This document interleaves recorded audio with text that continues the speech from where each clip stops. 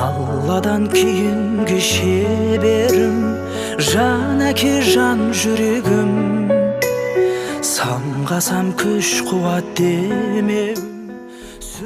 Құрметті ағайын туыс бауырлар, құда жекжаттар, нағашы жиендер, дос жарандар, кластастар, көршілер. Сіздерді Асқар Таудай Өміржан әкеміздің 60 жас мерейтойына арналған салтанатты ақ дастарханымыздың қадірлі қонағы болуға шақырамыз.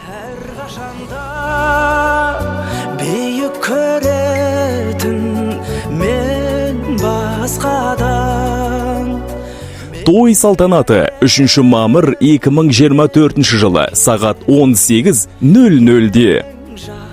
Мекен жайымыз Жезқазған қаласы Алтын Сарай тойханасында өтеді.